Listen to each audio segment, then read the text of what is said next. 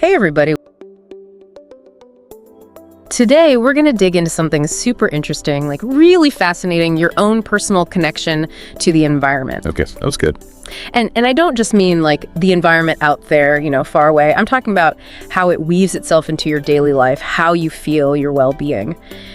We found this piece really gets you thinking about this whole relationship in a different light, Oh, I like that. Different light, yeah. Yeah.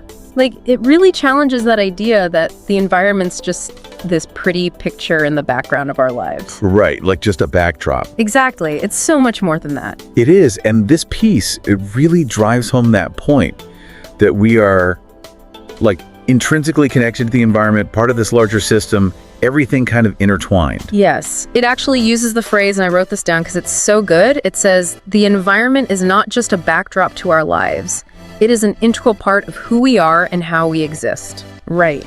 It's powerful. And it makes me think, even those small changes in the environment, they can really impact how I feel. Like, I swear, being stuck in the city, all the noise, the pollution, it just like zaps my energy. Tell me about it, yeah. Compared to, say, spending a weekend hiking in the mountains. You know what I mean? For sure. What are your thoughts on that?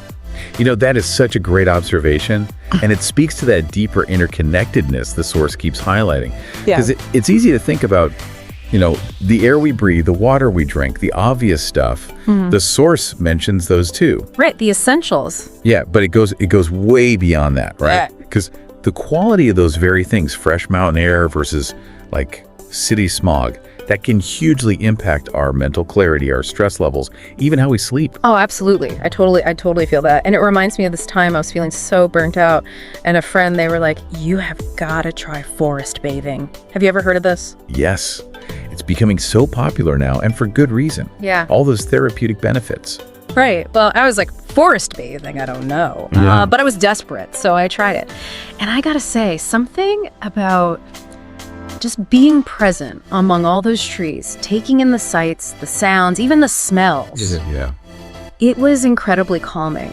I felt this peace I didn't even realize I was missing. Really opened my eyes to how even those brief interactions with nature, they can be so restorative. It's true. And it goes back to that idea, we don't need these big grand adventures to get those benefits the source talks about. Yeah. Like it even says sitting by a river. Just sitting. Simple. Exactly. It could be as simple as eating your lunch in a park, tending a little garden, or even just taking a walk and noticing the trees right on your own street. That's such a good point. It's not about becoming, a wilderness expert overnight. Right. It's just about being present, being mindful in whatever little ways we can. Love that. And that actually makes me think about another thing the source emphasizes, this idea of personal responsibility. Okay. It Yeah. says, small actions can collectively lead to significant change. Powerful stuff. It is powerful, right? It feels empowering, but it's also like, where do I even begin? It can definitely feel overwhelming, absolutely.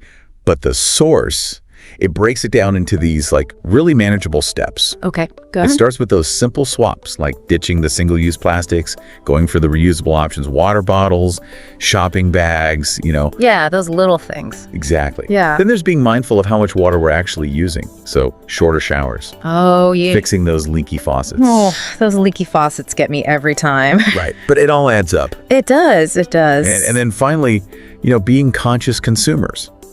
Supporting businesses that are really making an effort with sustainability. Opting for those local products whenever we can. Those choices might seem small on their own, but multiply that by, however many people. It's like a ripple effect. Yes, exactly. A ripple effect.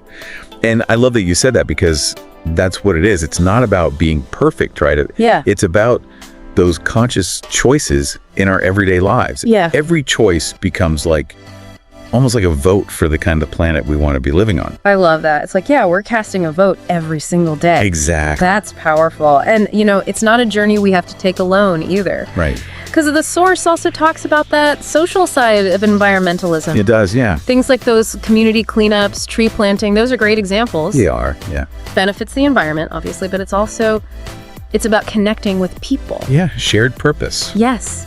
Yeah. Working towards a common goal. And I'm so glad you brought that up because last spring, I actually participated in a park cleanup in my neighborhood. Oh, nice. How was it? And honestly, it was more fun than I expected. That's great. It was. It felt good to connect with my neighbors and, to actually see the park clean at the end of it, knowing we made a difference. It was incredibly rewarding, really highlighted that whole power of, taking action together. It is. It's recognizing, our individual roles, but then also we're part of this larger community, right? And taking ownership of the impact we actually want to have. Exactly. Wow, this deep dive has been so insightful. It really drives home the point that, our relationship with the environment, it's not a one-time thing. It's this ongoing conversation. It is. And our actions are part of that dialogue, which is, I don't know, it's empowering and a little daunting at the same time, wouldn't you say? I totally agree, yeah.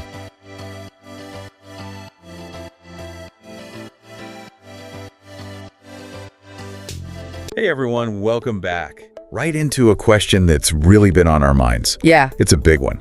What kind of world would you create? We came across this question while doing some research, and we just had to explore it, It's a good one. It really is. It seems simple on the surface, right? It does. But it digs deep into, what we really value, both individually and as, a whole society. You know what I mean? Exactly. The actual question we found, the way it was written, it said, what type of environment world would you create? I thought the wording was interesting. Yeah, definitely. Because it doesn't ask about specific rules or laws, right? But the overall feeling. It's more about a vibe and structure. Yeah, the essence of the world. Exactly. That you're given a blank canvas. Yes. And you're the artist, right? Yes. What are the things you absolutely won't compromise on? Okay, listeners, I want you to play along with us. Yeah. Imagine that blank canvas, right? It's empty. What's the first thing you add? What's the very first thing? For me, I think I'd start with these sprawling natural landscapes. Oh, nice. Like maybe something like the Amazon rainforest. Wow. Before humans even touched it. Interesting. Pristine, That's a good choice. What about you? That choice, right there. Yeah. It tells us a lot about you. Does it? Yeah, someone who'd prioritize that kind of untouched environment. They probably really value sustainability, harmony with nature, maybe even a simpler life. I can see that.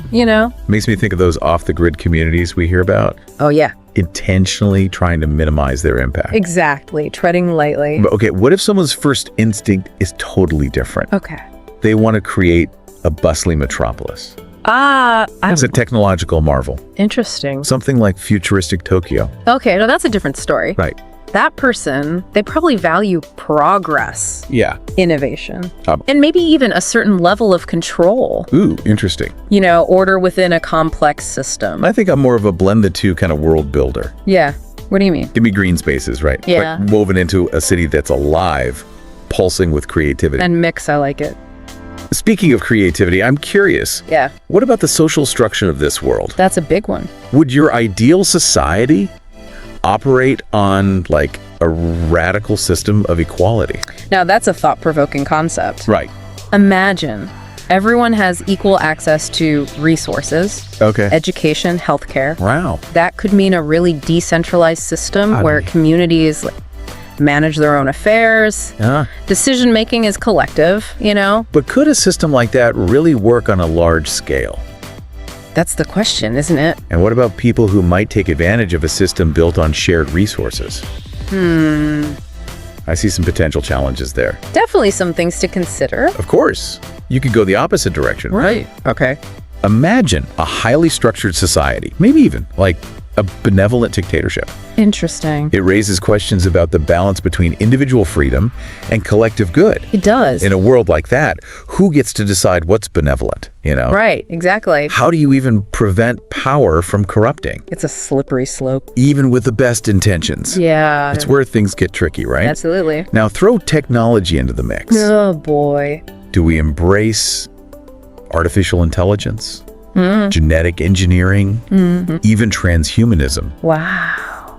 Or do we step back and focus on what we might call analog solutions? That's a tough route. Choosing a high-tech path, it could suggest a desire for efficiency. Yeah. Problem solving. Right. Pushing the boundaries of human potential, But it also raises concerns. That does. About control, dependence, unintended consequences. You open a whole can of worms. On the flip side, a world with limited technology. Yeah. It might emphasize human connection, craftsmanship. Yeah. A slower pace of life. Yeah. A return to basics. But could we even solve global challenges like climate change That's a good point. without embracing some level of advancement? It's a balancing act for sure. These are the kind of dilemmas you find Yeah. when you really start building your ideal world. It gets complicated. It does. And we haven't even touched on culture. Oh, right. Think about the art, the music, the stories, Yeah. things that would shape the very identity of your world. Oh, man. Would it be a world of like vibrant street art, Cool. impromptu musical performances, Like it? or one steeped in tradition, maybe with like epic poetry passed down through generations? Imagine a whole city Yeah. designed around the principles of Feng Shui. Whoa. What's interesting here Yeah. is that these cultural choices, they show us Yeah. our own need for expression, connection, understanding our place in the universe. I like that. It's deep stuff. So listeners, Yeah. what about you? Think about it. What kind of world are you building? Don't just think about the surface stuff. Right. Go deeper. What does it mean? What do your choices say about your values? What are you willing to sacrifice? What trade-offs are you willing to make? Building this ideal world in your mind, Yeah. it's more than just a fun exercise. Is it? Yeah, it can really clarify your own priorities. Okay. It might even inspire you Yeah. to take action in the real world. I can see that. After all, even small steps toward a better future, Yeah. they start with a vision, They do. right? That's a good point. So get dreaming, folks. Yeah. Get to it. Build that world. And let us know what you come up with. We'd love to hear it. Let's see you next time See ya, Gimanavi. for another deep dive. Dive deep. Bye.